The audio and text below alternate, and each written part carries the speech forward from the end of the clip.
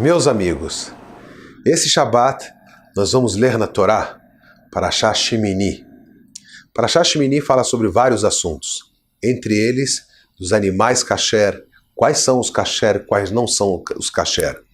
Os animais kasher, aqueles que são apropriados para a nossa alimentação, eles devem ter duas características.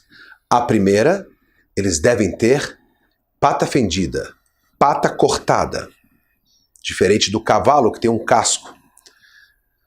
Número 2, o animal para ser kasher, ele deve ser ruminante. Impreterivelmente, essas duas características fazem o animal ser um animal apto para a nossa alimentação. É claro que necessita ainda fazer o abate como manda a Torá, depois salgar a carne, etc. Mas esses são os dois sinais iniciais para determinar se esse animal é sim kasher ou não é um animal kasher.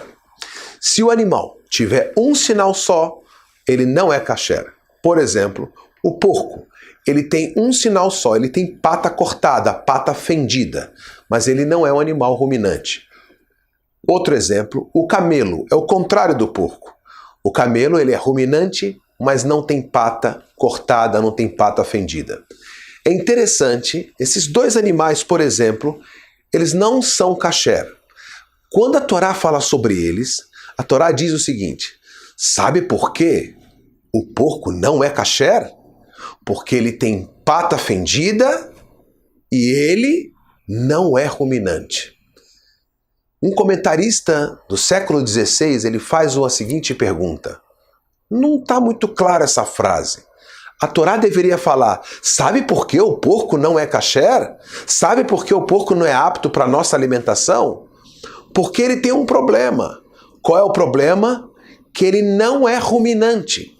Mas a Torá não fala desse jeito. A Torá fala que o problema dele é que ele tem pata fendida e não é ruminante.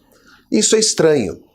Responde esse mesmo comentarista, o Kli Yakar, ele fala o seguinte: sabe qual é o problema do porco? É que ele se faz que ele é kasher, que ele tem pata fendida, e também ele não é ruminante. Em outras palavras, aqui tem uma mensagem impressionante. Ele se faz, a pessoa que se faz, mas não é, já é um sinal de não kasher. Isso significa, você se faz de honesto e você não é honesto. Isso não é kasher. Aliás, nós que vivemos no Brasil, infelizmente, estamos escutando sobre corrupção, tanto na mídia, do que está acontecendo no meio político. Nós temos que aprender. Não basta ser, tem que parecer também. Você deve aparecer e deve ser os dois. Se você só parece ser kasher, e isso aqui é terrível, tem que ser. Você tem que ser honesto. Você tem que ser uma pessoa sincera. Não basta parecer, tem que ser. Muito obrigado.